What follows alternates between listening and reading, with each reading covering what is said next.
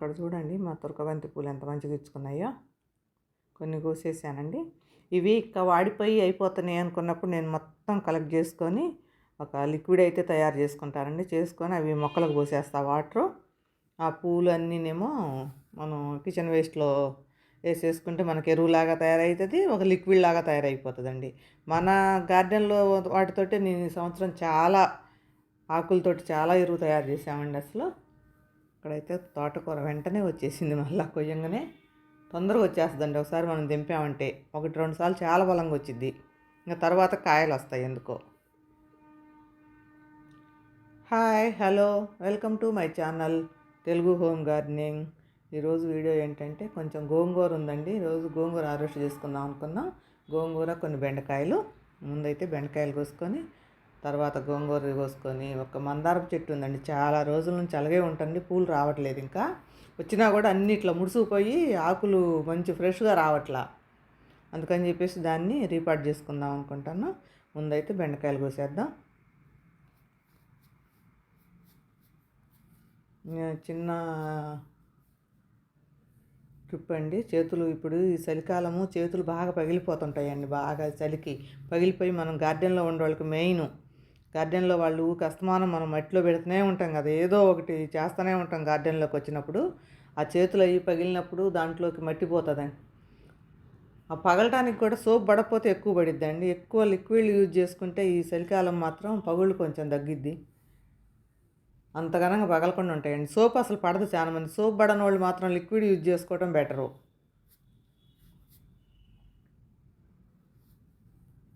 కొన్నే ఉన్నాయిలేండి బెండకాయలు. అక్కడ 2 అక్కడ 2. ఒక రోజు 2 రోజులు కోసి ముక్కలు కోసి ఫ్రిడ్జ్లో పెడితే ముదరకుండా ఉంటాయండి. మనం కాయలు తీసుకెళ్ళి ఒట్టికి అలా పెట్టేసినా కూడా ముదిరిపోతాయి ఊరికనే. నేనైతే ఎప్పుడే కడిగి మళ్ళీ ముక్కలు కోసేసి ఫ్రిడ్జ్లో పెట్టేస్తా. పెడితే ఒక 2 ఇవాళ కోసాం కదా, మళ్ళీ రేపు ఎల్లుండి కోసామంటే కర్రీకి సరిపోతాయి.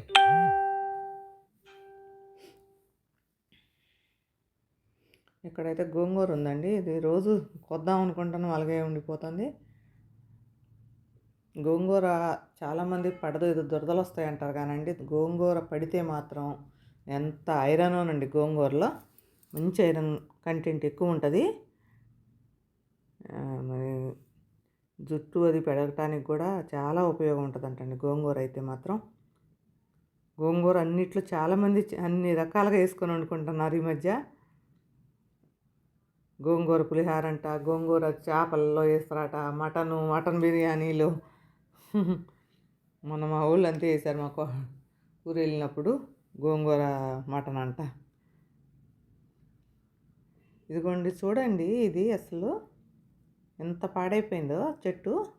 అస్సలు ఫ్లవరింగ్ రావట్లేదండి. నేను పైన ఎంత వేస్తున్నా కూడా ఇంకా అసలు అది మంచి ఫ్లవరింగ్ రాకుండా ఎండిపోయి బాగుండట్లే అసలు. ఇదిగోండి మొగ్గలు కూడా అట్లా ఉంటుంది. పువ్వేం చిన్న పువ్వు వచ్చేస్తుంది.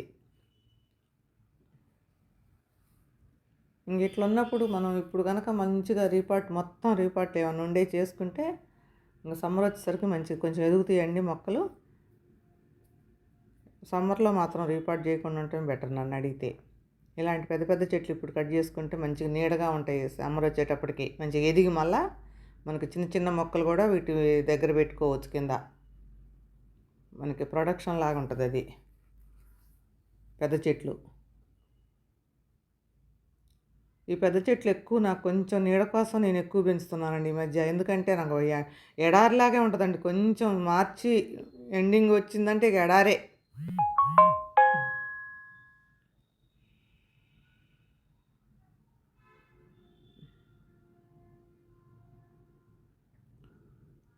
ఇదిగోండి మొత్తం బొడిగుండు కొట్టేసాం. ఇప్పుడు దీన్ని తీసేద్దాం మనం.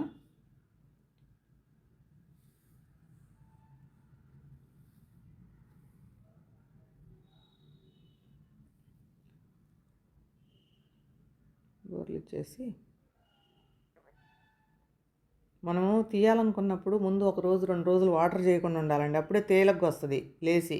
లేకపోతే మట్టి అంతా మళ్ళీ బంకగా మొత్తం చేతులకి వాటికి అంటే అంత బాగా చికాకు అవుతుంది. మనం ఒక 2 days 1 day కానీ వాటర్ చేయకుండా ఉంటే మొత్తం లేసి వస్తుంది మంచిగా. మట్టి కూడా గుల్లగుల్లగా తయారైనట్టుగా ఉంటుంది. అంటే ఇంత పెద్ద చెట్లకు మట్టి ఎప్పుడు గట్టి పడదండి అసలు. ఎందుకంటే ఆ వేర్లే సరిపోతాయి అసలు. ఇంక గట్టి పట్టడానికి అంత ఉండదు అసలు. ఇగో చూడండి మొత్తం ఏర్లే వచ్చేసినాయి కదా. ఇంక అందుట్లో మనం బలం పాపం దానికి ఎక్కడ సరిపోతుంది.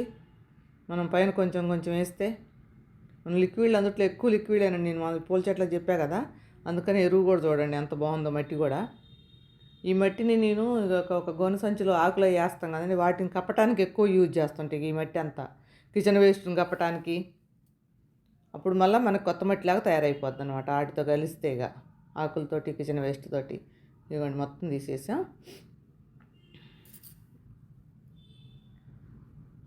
ఇంక దీన్ని పక్కకు అనేసుకొని మనం మళ్ళీ కలుపుకొని ఉంచుకున్న మట్టి ఉంటుంది కదా,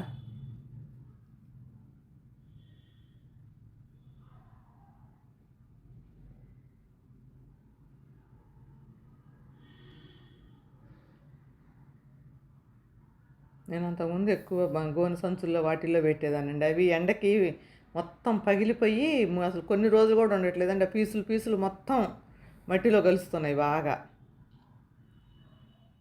గోనె సంచులు, చిన్న చిన్న డబ్బాలు అవి ఉంటే వాటిల్లో పెట్టేది. కొన్ని మొక్కలు ఉన్నప్పుడు ఏదైనా చేయొచ్చు కానండి, కొన్ని మొక్కలు పెరిగాక మనం అట్లాంటివన్నీ చేయాలంటే ఇక మనకి ఓపిక ఉండదు. ఎవరికి ఈ ఏంటి మనకి ఆయిల్కి వచ్చే కవర్లని వాటిల్లో వీటిల్లో పెట్టేది అవేమో ఇక అస్తమానం వాటర్ ఎక్కువ చేయాల్సి వస్తుండేదండి. ఇక అంత వాటర్ చేయాలంటే ఇన్ని మొక్కలకి కష్టమై మార్చే పెద్దవాటిల్లో కొంచెం. ఇంకా చాలా ఉన్నాయి మారవలసినవి. ఇంతేనండి ఈరోజు.